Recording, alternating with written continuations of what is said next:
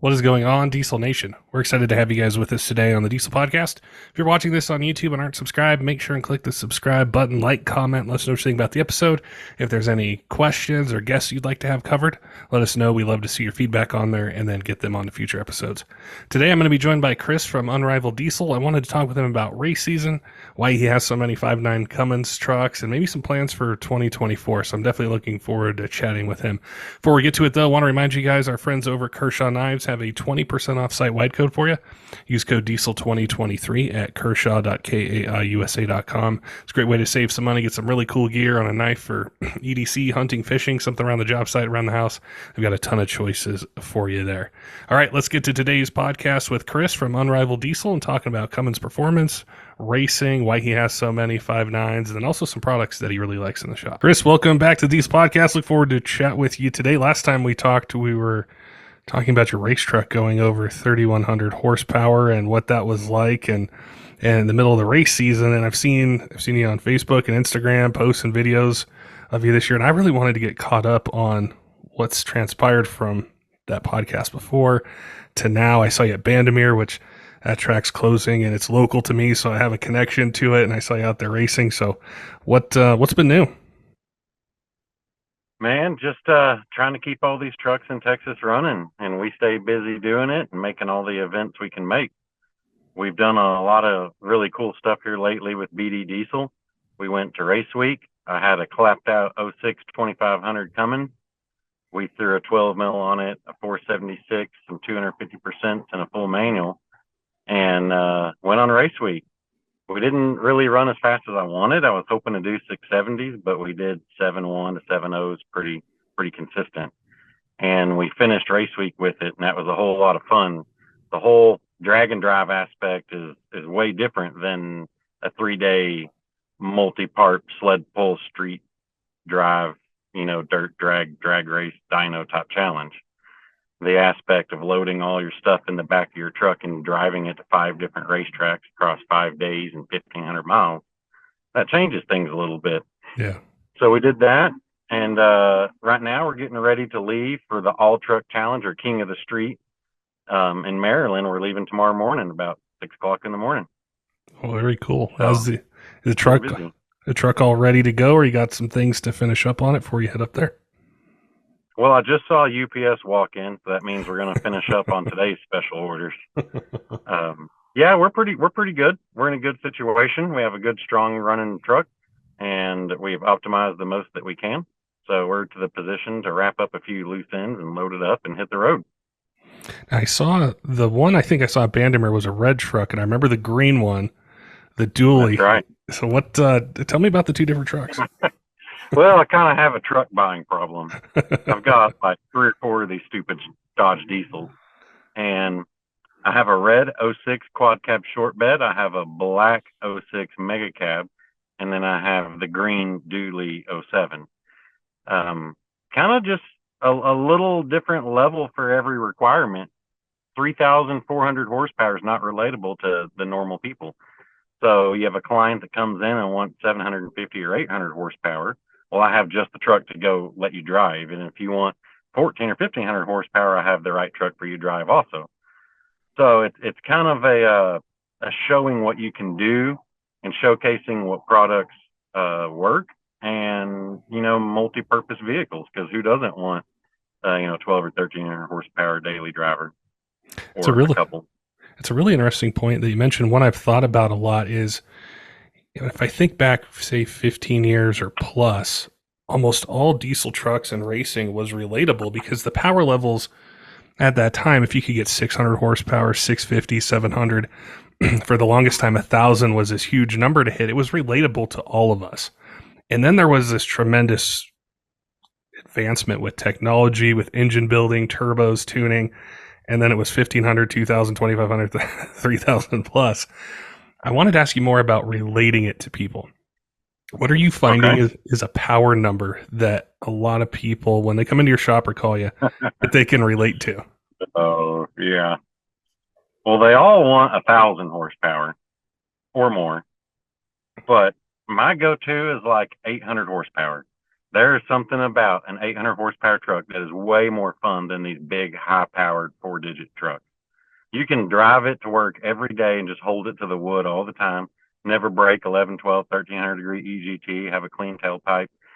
So I'm a big proponent of the 850 horsepower daily driver. We do that.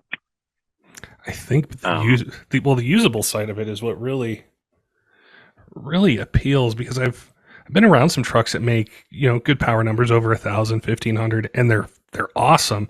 But I think I can't really use this on the street, or it's a bit too much, and I want to enjoy the turbo I bought, the injectors, the tuning, the transmission, the traction bars, all the things that I put on it. Yeah. I want to be able to enjoy it. So it's something that's really sort of fascinated me, or something I like to focus on, is how you can have that fun, and you don't necessarily need to get 2,000 horsepower to do it. You can have a lot of fun all the time at these levels that are attainable, that you can still have, a daily driver and be able to take on a road trip.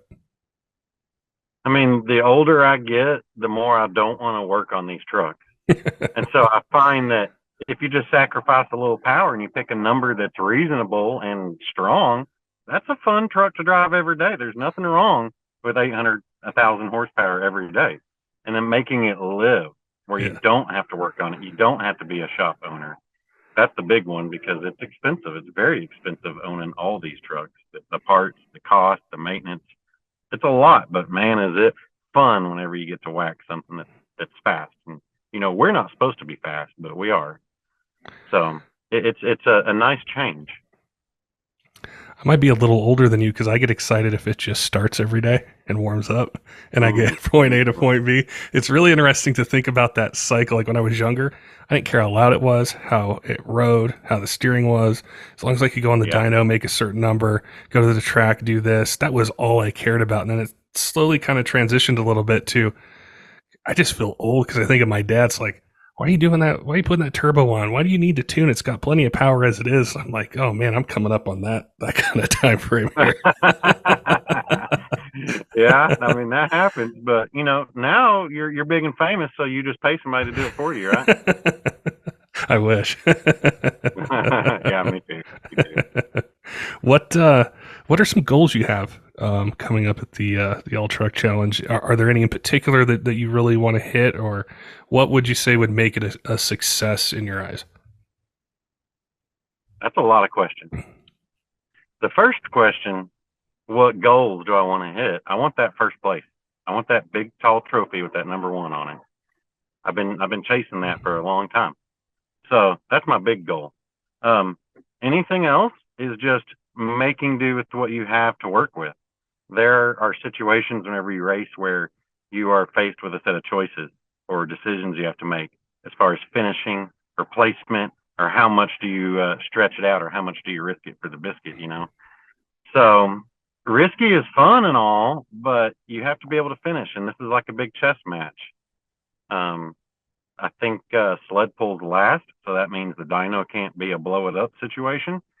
There are situations like that you have to look at whenever you're in the event. But always, the number 1 goal is to always finish the best you can with what you have, and then hold your head high with whatever the results may be. Whether you're satisfied or not, that's a really tough answer. That question right there is really tough for me to answer. But finishing with your team and your head held high is the most important. I think you'd mentioned that on the last podcast. I'd asked you something similar as far as motivation or powering through challenges. And I think back to, if you're ever satisfied, what's the motivation to continue to build or innovate or network with companies, talk with different places, go practice, do all those things? You can't quite get completely happy with where things are. That's true. Motivation, there's 2 types of motivation. There's motivation to get first place and determined to see the end. And there's motivation by all the haters. So, whatever it may be, as long as you push forward to the end is what counts. You have to be at the track to finish, all right? So you have to make every effort to be there for every segment. Each leg, dirt drag, street drive, drag race, sled pull, dyno, they all have value and importance. So it's kind of like a chess match. I was thinking back to the trucks you listed off, and this just popped into my head. That's what I love about doing podcasts is I don't script them, so they're just kind of random. But all the trucks you mentioned were 0607s. Is that for a reason, or do you ever look to the 0305s? Oh no, that's for a reason, man. Those 607s, they're like the diesel version of a Fox body Mustang at the drag strip on a Friday night. You know, you can take a Fox body and put any sort of engine in it. If it makes 1,000 horsepower, it's going to be fast. And that's kind of where the 0607 Dodge Cummins platform is. They have the 849 ECM, which is what I run on all the trucks. And that obviously can make power and go down the track quickly. And then they make all the parts that fit, like radiators, intercoolers, front drive line. You can go to anywhere, any track, any state, and probably find parts to fix your truck to get it down the road. But truly, it's the 0607 EFI Live. That's where it's at. And that's why all mine are that, because I wouldn't want to have to wait to flash in a tune and wait 30 seconds for shift on the fly. Whenever you're spooling up on the freeway beside somebody, you need to turn that switch right there. If your tune isn't enough, it has to change instantly, or else you're just going to lose. So if you're going to start shopping, shop for the best that you can get. Why settle for anything less? That makes a lot of sense. I think that gives it's always sort of given it the edge with the tuning side, especially as the parts with turbo and injectors and engine parts and different things that, we do to add power. That freedom with the tuning side, I think, made that kind of the holy grail of the 03 07s. That was it. Yeah. They're like the most unlocked and easily manipulated Dodge diesel out there. So it's kind of like, well, why not? What else can you take and drive down the freeway for 400 miles and get, let's just say 18 to 22 miles to the gallon, go to the drag strip, unload the radials, make a pass, and then drive another however many 100 miles. Okay, let's take that a step further and then hook it to a sled or go put it in the dirt drag or go make 1,000, 2 or 3 horsepower, however much you want. It's just amazing. Gasoline cars, vehicles aren't really used to that. They don't have 3-day long segments of competition. They might have drag and drive, which is fun, and you drive racetrack to racetrack, but they're not dynoing it at the track, or they're not going to hook it to a 30,000 pound sled and then go back on the street. So the versatility of the diesel is amazing.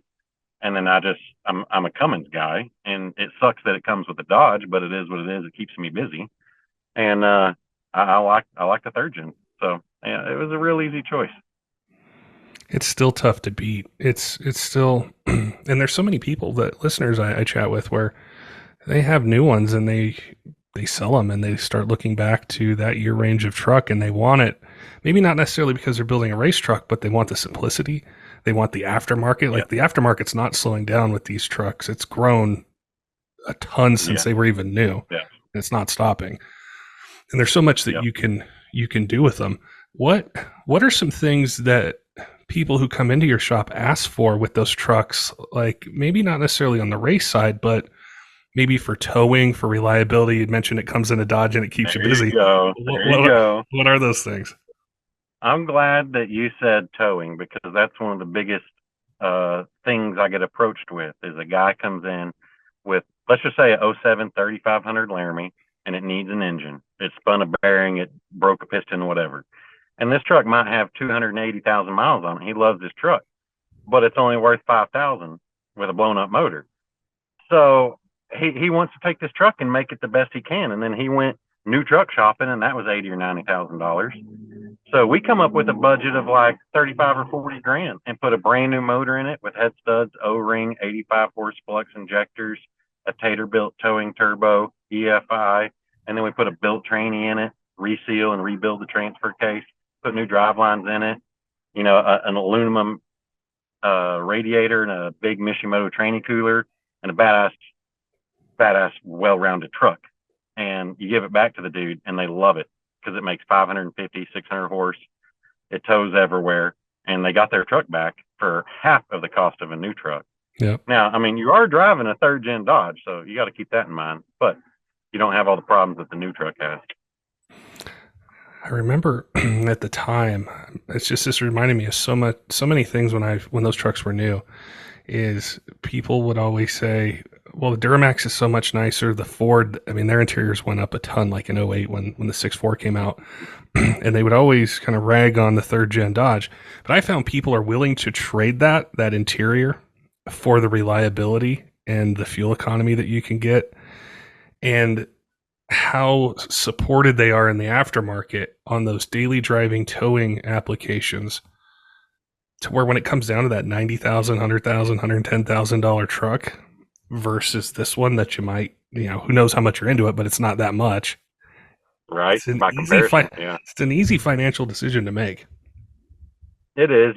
You don't get those creature comforts that Yeah. come with modern technology. And I love new trucks. I love the interior. I love the lane assist, the adaptive cruise control is great towing. But man, number one's that payment. Number two is all the broken stuff that goes with it. It's just so much. And I like having all my titles. So all my vehicles are mine. And that's kind of cool. So I can have like 4 or 5 of these trucks. And I would rather have that than one 5th gen. They're getting tougher to find. I think from, like, if you're looking for a lower mileage, not used heavily kind of truck, and you almost want that time capsule truck, they're out there. I do see them.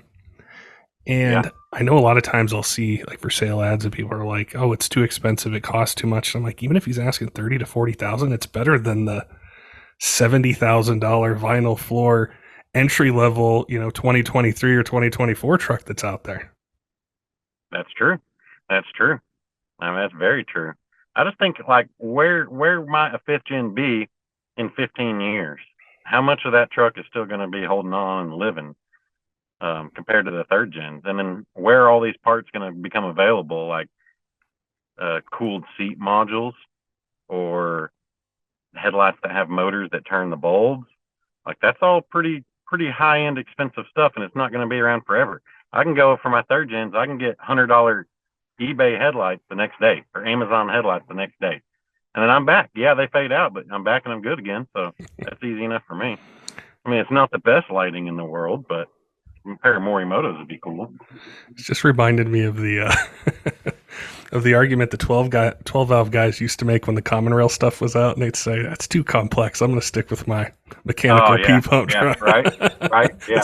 It's come full circle. It's going to come full circle. Yeah. You'd mentioned before the podcast, and this is something that I think gets overlooked a ton when we're talking about truck modifications. You'd mentioned BD track bars and traction bars in general, and how as you up the power on these trucks, even to that 550, 600 horse mark, you start to get that axle wrap and some of the carnage that can take place with transfer case, a transmission case, drive shafts, U-joints. How crucial are traction bars to think about if you're doing one of these builds or thinking about adding power to one of these trucks? I pretty much go for the traction bar thing as soon as the budget allows. After your lip pump and your head stud and your tune and et cetera, budget is a big deal.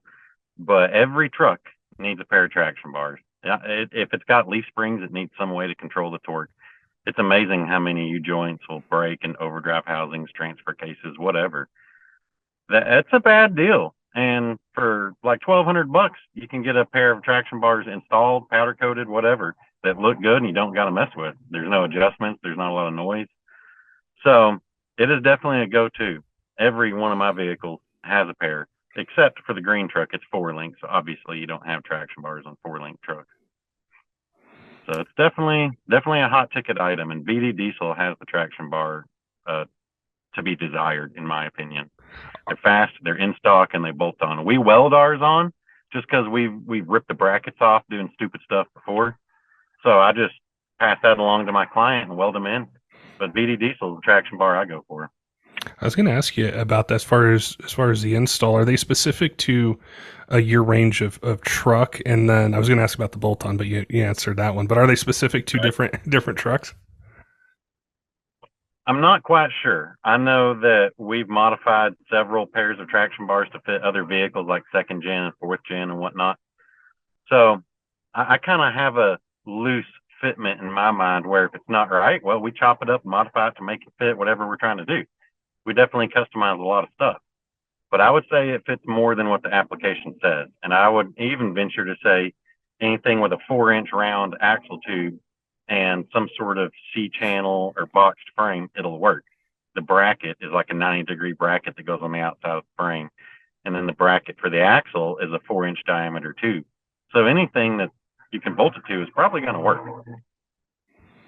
I can think back to so many stories of axle hop and cracked transmission cases. And I think, in years past, it wasn't hard to find a 48RE case or a 47RE case, but those things they get expensive if you're trying to search for one and end up cracking a housing or something like that. They're not easy. Yeah. Yeah. As a guy that's broken plenty, yeah, it does. It gets real expensive. It's like at least $1,000 a smack. But now there's a new transmission housing in the works. There's been a bunch of pictures leaked for like a year or two now. A bunch of guys in the diesel game are working on a 48 aftermarket cast housing, bell housing, main section, overdrive housing. And I think it's going to be SFI rated, and it's supposed to be less than 2,000, 2,500. So there's a lot of pros coming out for the 48.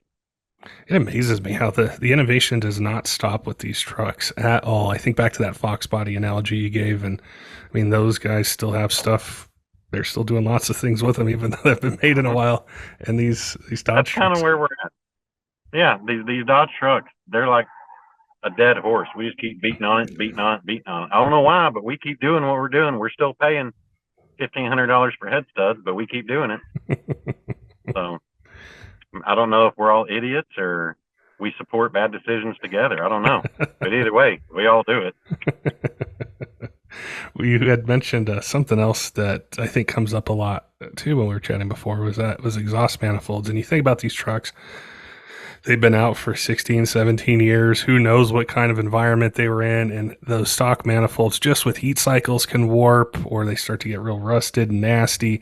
And you think about they might not have an issue with the manifold when they come in or talk to you. Maybe they need a turbo. And you're doing a turbo and you're like, I'm right there. Let's upgrade this thing. What does an aftermarket manifold give you as a shop owner and servicing diesel truck owners where you're just like, hey, let's do this now? Oh, yeah, absolutely. It is a hand-in-hand upgrade. If I put a turbocharger on, I'm probably putting on a 2-piece BD manifold or a 3-piece second-gen style manifold. We do a bunch of manifolds. If you're putting a motor in a client's truck and you pull the manifold off the cylinder head and the number 1 and number 6 bolts are having a hard time or turning crooked or pulling or pushing or whatever, that manifold's warped or shrunk or expanded. It's way wrong. And you're going to bolt that back on that new engine? Well, not in my shop. $538 will get you a brand new replacement 2-piece cast iron manifold.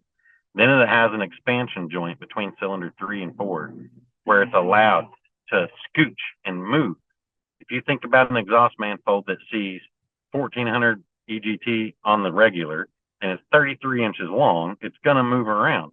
So if you cut that manifold in half and put a slip fit in between 3 and 4, well, now your shrinkage is a lot smaller and you gave it somewhere to go instead of pulling on the bolts, breaking off the bolts, blowing out the gaskets in 1 and 6. I get a lot of phone calls about people with exhaust leaks and number 6 gaskets blown out, and they just want to slip a gasket in. Just loosen the bolts, slip the gasket behind it, and keep going. But the real problem is the manifold is shrunk and pulling.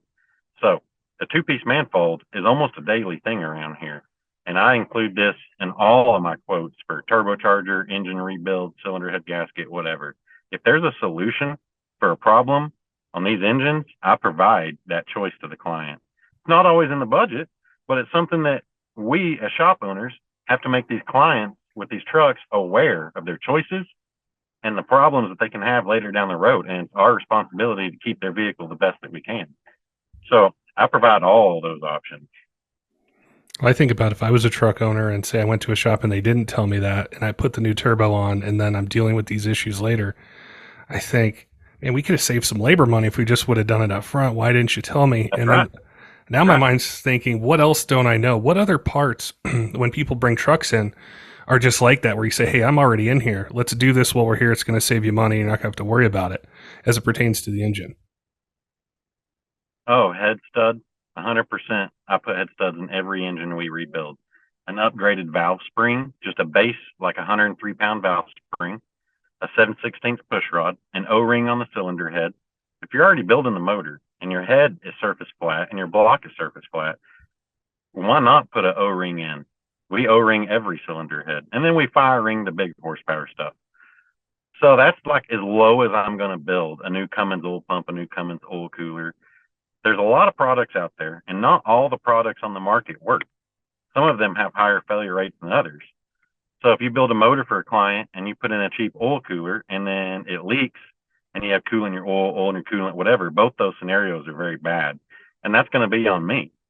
So providing parts, quality is most important, and then customer service, and then the price point. If you change the order of quality of part, customer service, or price point, you make a compromise.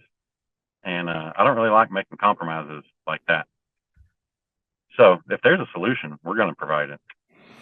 I think that's where trusting the experience of the shop. It's why I love chatting with shop owners all over the place, because if I just walked into your shop today, I might not get you for 30 minutes to just chat with me about your race truck, what I should do, what I shouldn't do. But people can listen. They're local to you, around you. You're going to be traveling through. They can stop in. Or if they're in another state, they can say, when they go into a shop, hey, what are we doing with my manifold? I heard this on the podcast, or the shop owner was telling me about head studs and valve springs. And just how crucial that is to trust your experience versus the price, which you mentioned, which is another huge one. I know money's tight. I know the economy's tougher than it used to be. And we look for ways to save money, but it's like when I think of an oil cooler, that's not the place to do it. Or some of these other things, that's not where I want to save the money. Yeah, there's opportunities to save, and there's opportunities to overbuild and do right for the long haul. It's not always my decision, but I provide the food. You make the choice, right? I'm just showing you the menu. You get to pick what you're going to eat for dinner. I'm just here to provide. If you don't like the food I make, you can go on down the road. There's plenty of other restaurants. So there's a lot of ways to look at things in this game, but I always want to give the client the very best product that they can have and the very best customer service I can provide.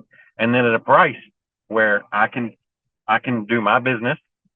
They feel that they got their money's worth. I make profit to keep the lights on and keep this whole operation going. You don't got to get rich off one person. You just have to make an honest living and provide people what they need and what they want and what they deserve. I think that's really taken a focal point. I think especially automotive and diesel, which is what I focus on, which is in quality. And it's so crucial. Like there's so many stories. Sometimes I'll get a long email somebody will send in and they'll say, hey, can you help me or direct me how to fix this? And it's this long truck story. And they took it to one shop or two shops or three, and it's this nightmare truck. And I think, man, I really feel bad, but it starts with where, did you trust the person that you talked to? Did you trust the shop? Did you go through everything? Well, the price was a little bit higher. Well, now you're going to spend 5, 6, 10 times more redoing everything versus what it was up front. And I know it's kind of hard to focus on because everything's driven off of price, but it's crucial. You see it more than I do. You deal with it every day. You talk with people every day, but I hope that's something that people take to heart and think about if they're planning, not a restoration, but breathing new life into an older truck, or they're thinking about a race truck, or even a brand new one that they're just looking to get a little bit more out of. Is where are you taking it? Do they know what they're doing? Do they have experience with it? And do I trust them? Oh yeah.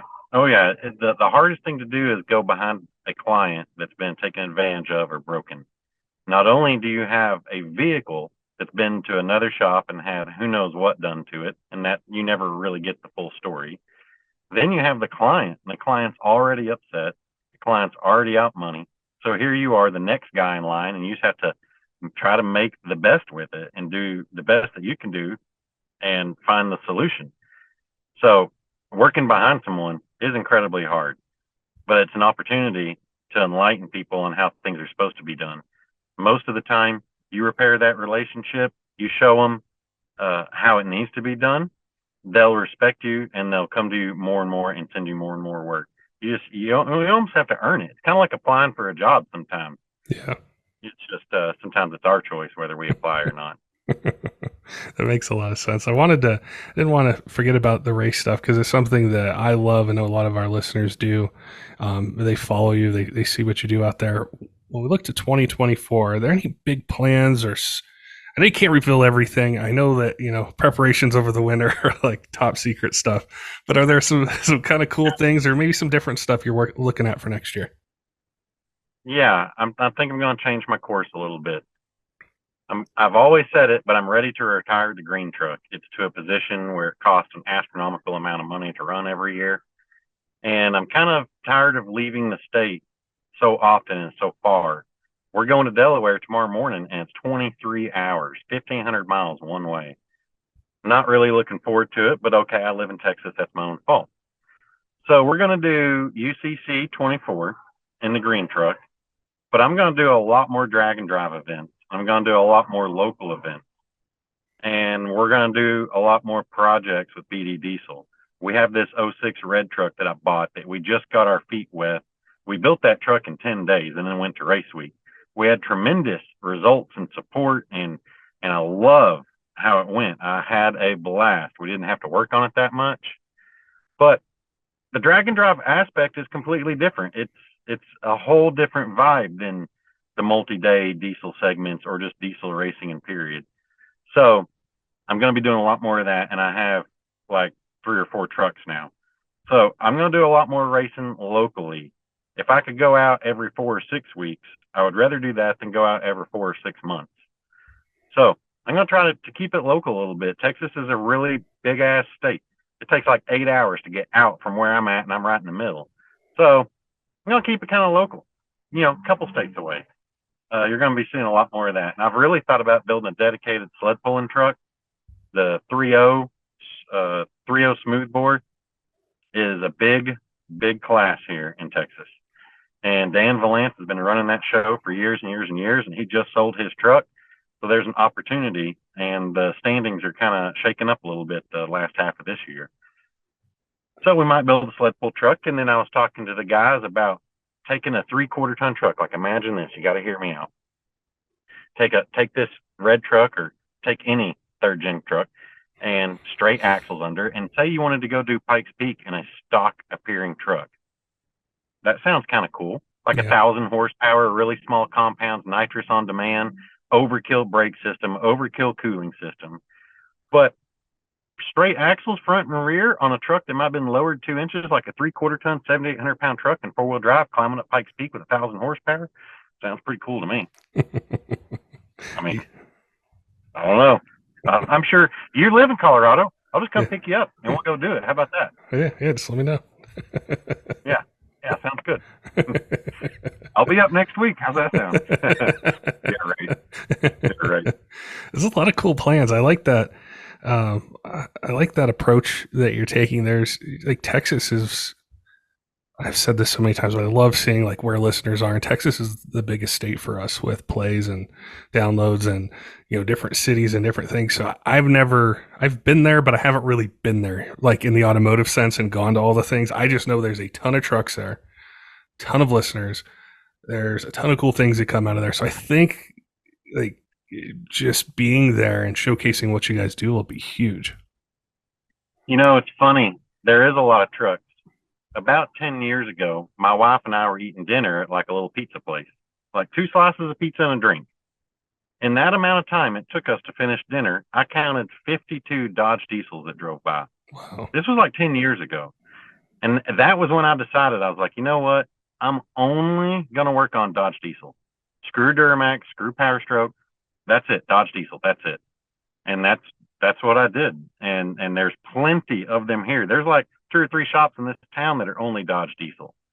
There's probably 15 diesel shops in my town of probably 30,000 people. So there's a bunch of diesels here, and we stay absolutely covered up fixing all these stupid trucks every day. Every day. I definitely want people who are listening to be able to connect with you. How can they find you on Instagram, Facebook? Where's the shop located? How can they connect with the shop if they have questions? Maybe they have that 06 with 280,000 miles and they need to breathe some new life into it. How do they connect with you? Well, the shop is Unrivalled Diesel, and we are in Weatherford, Texas. And the Instagram is Unrivalled Diesel, Facebook Unrivalled Diesel. My personal Instagram is Chris_Pat05. And then Facebook, Chris Patterson. Give us a shout. Shoot us an email, sales@unrivalleddiesel.com. We have a website. So there's multiple ways to get in contact. So just hit us up and let us know what you need, and we'll get you taken care of. Chris, it was a pleasure to chat with you again. I enjoyed our conversation last year. This one was really cool. I appreciate the knowledge, the insights, the tips that you gave us, and I look forward to seeing what you do next year with the trucks that you have planned and where you're going to be. So I appreciate your time today chatting with me. Awesome, dude. Anytime. Well, I look forward to catching up with you in person on the next time I'm around. We'll do it. Thanks, man. See ya.